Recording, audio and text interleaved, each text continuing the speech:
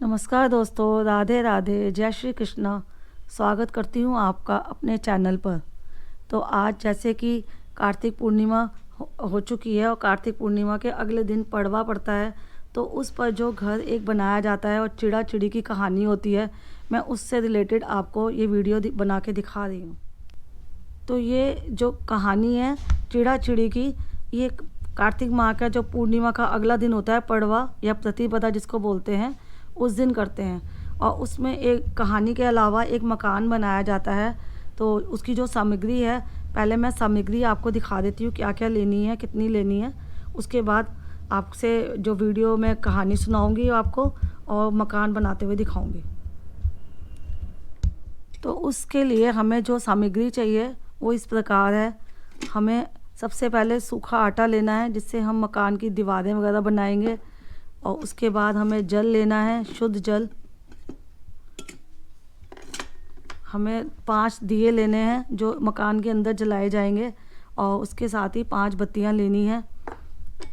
कलावा लेना है और सफ़ेद रंग का भी आपको कलावा लेना है, धागा। गुंदा हुआ आटा लेंगे जिसका चिड़ा चिड़ी बनाई जाएगी। और उनकी पूजा के लिए हमें ये वो लेना है, रोली। और एक माचिस चाहिए होगी और 2 कैंडल चाहिए होंगी हमें। और उसके भोग लगाने के लिए हमें खील चाहिए होंगे और बताशा चाहिए होगा। तो आगे की अब कहानी मैं सुनाती हूँ। तो ये कहानी आप सुबह के टाइम सुने। ये मकान जो आपने बनाना है, ये मंदिर के पास बना सकते हैं, घर के आंगन में, या किसी साफ़ सुथरी जगह पे बना सकते हैं। और इसको हम आटे से बनाएंगे। और अगर आप ये मकान बनाने का विचार कर रहे हैं या आपके मन में इच्छा है कि आपका एक मकान बन जाए, तो श्रद्धा भावना से तो इसको आप बनाएं। आटे से इस तरह से एक मकान का आप जो कहते हैं ना, दीवार पहले खड़ी करते हैं, वो बना लिया जाता है। आटे से मकान की एक आकृति बनाई जाती है। ये मकान आप जो बना रहे हैं आटे से, ये कितना भी बड़ा छोटा बना सकते हैं। इतनी बाउंड्री बनाने के बाद आप मकान के अंदर जितने भी कमरे बनाना चाहते हैं तो उसको ड्रॉ करते हैं। तो उसके बाद हमें ये नीचे भी इस तरह से जो आकृति बनाई है मकान की, उसको आटे से बनाना होता है। और बीच का इतना हिस्सा खुला रखना होता है। तो ये आप सीधे लकीर से बना लें। और साथ में चिड़ा चिड़ी की कहानी सुननी होती है। अगर आपने कार्तिक स्नान किया है तब तो आप ज़रूर सुनेंगे ये कहानी। लेकिन अगर आपने कार्तिक स्नान नहीं किया या कार्तिक के व्रत नहीं रखे हैं, तो भी अगर ये आप बनाते हैं तो ये बहुत शुभ होता है। और अपने मन में ये विचार करके बनाएं कि हमारा भी ऐसा एक अच्छा मकान बन जाएगा। इसके बाद हम अंदर में जो कमरे बनाने हैं, उसके लिए आटे से लकीर खींचते हैं इस तरह से।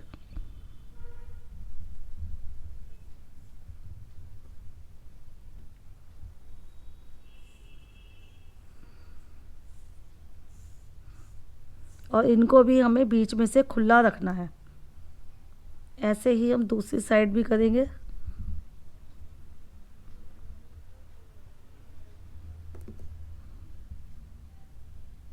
और इनको भी हमें बीच में से खुला ही रखना है, क्योंकि ये कमरों के दरवाजे होते हैं तो इनको हम बंद नहीं कर सकते, इनको हमें खुला ही दिखाना है। तो जो कार्तिक पूर्णिमा के अगले दिन, पड़वा के दिन, खिचड़ी ज़रूर बनाई जाती है। तो इस बात का भी आप ध्यान बना के आप ठाकुर जी को और बाकी सभी देवी देवताओं को खिचड़ी का भोग लगाएं। साथ में आम का अचार का भोग लगाएं।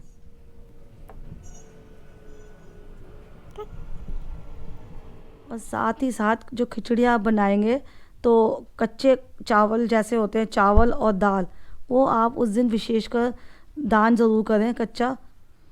तो जैसे कि मैंने आपको बताया है कि खिचड़ी का दान करना बहुत शुभ होता है, तो उसका ज़रूर ध्यान रखें कि आप खिचड़ी दान करें। तो ये पूजा आप सुबह के टाइम ही करें तो ज़्यादा अच्छा है। अगर सुबह ना कर सकें तो आप बाद में भी कर सकते हैं इसका दान। लेकिन भोग जो लगाना है कृष्ण भगवान जी को, ठाकुर जी को, वो सुबह के टाइम ही, वो नाश्ते में ही लगाना है उनको भोग। और इस तरह से देखो हमारा मकान बन के तैयार हो गया है। ये हमने बाहर का हिस्सा बना दिया, आगे का हिस्सा इसको भी खुला रखना है। तो जब आप खिचड़ी मंदिर में दान देंगे तो 1 कटोरी चावलों और 1 कटोरी उसमें जितनी भी आपने दाल देनी है वो कम से कम दाल हो, और साथ में आप दक्षिणा ज़रूर रखें, क्योंकि दक्षिणा के बिना कोई भी दान या कोई भी पूजा पूरी नहीं होती है।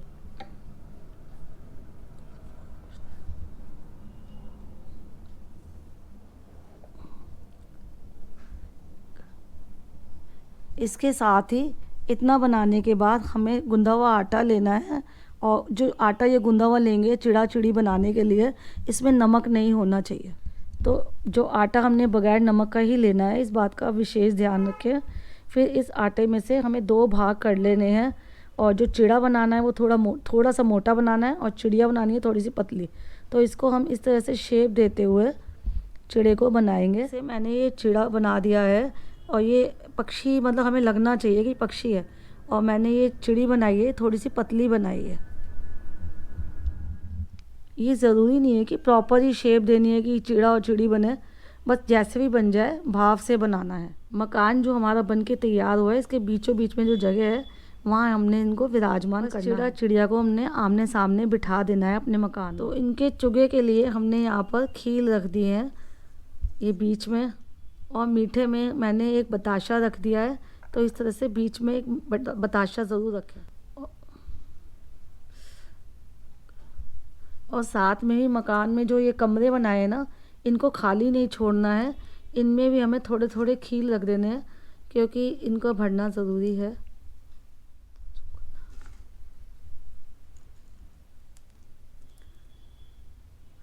खील रखने के बाद जो मैंने आपको पहले स्टार्टिंग में दिए दिखाए थे कि दिए रखने हैं, तो फिर इस तरह से दीप में आप बत्ती लगा लें। इस तरह से मकान के चारों कोने में दिया रख देंगे,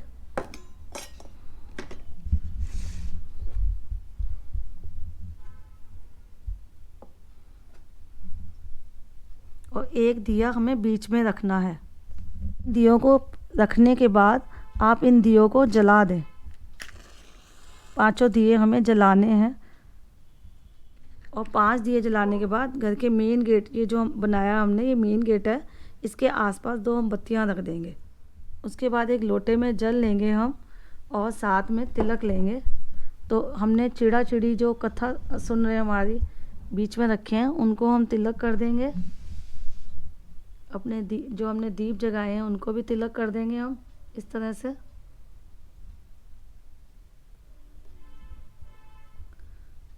और जो हमारे साथ बैठ के घर में कथा सुन रहे हैं उनको भी हम तिलक कर देंगे।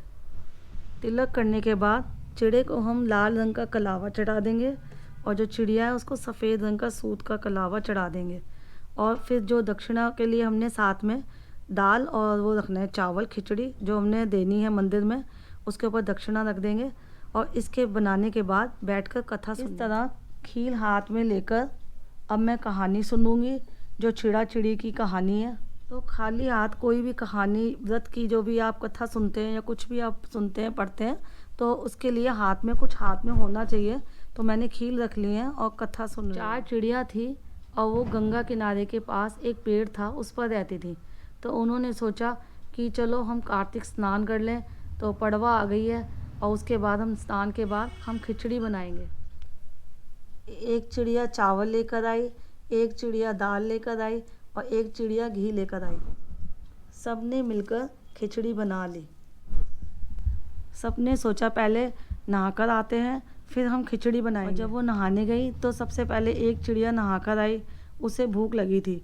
तो उसने सोचा कि क्यों ना मैं खिचड़ी में से इसकी भाप खा लूँ। तो उसने खिचड़ी की भाप के बाद फिर दूसरी चिड़िया आई, तो उसने खिचड़ी का पानी पी लिया। तीसरी चिड़िया नहाकर आई, तो उसने खिचड़ी खा। जब चौथी चिड़िया नहाकर आई, तो उसमें जो पड़ा हुआ था बर्तन में खुरचन, वो ही खा ली, क्योंकि खिचड़ी तो ख़त्म हो चुकी थी, उसमें थी ही नहीं बर्तन। इसके बाद चारों चिड़िया कुछ समय के बाद मर गई। जिस चिड़िया ने भाप खाई थी खिचड़ी की, वो राजा के यहाँ एक राजकुमारी बनी। और जिस चिड़िया ने पानी पिया था वो कुम्हार की लड़की बनी। और जिस चिड़िया ने खिचड़ी खाई थी वो ब्राह्मण की बेटी बनी। और जिस चौथी चिड़िया ने खुरचन खाई थी वो हथनी बनी। कुम्हार की लड़की राजा के यहाँ दासी बन गई। ब्राह्मण की लड़की राजा के यहाँ राजकुमारी की सहेली बन गई। हथनी भी राजा के यहाँ पर ही थी। जो चारों सहेलियाँ थी वो राजा के यहाँ काम कर रही थी या राजा के घर पर ही थी। राजकुमारी को पिछले जन्म की कुछ बातें याद थी।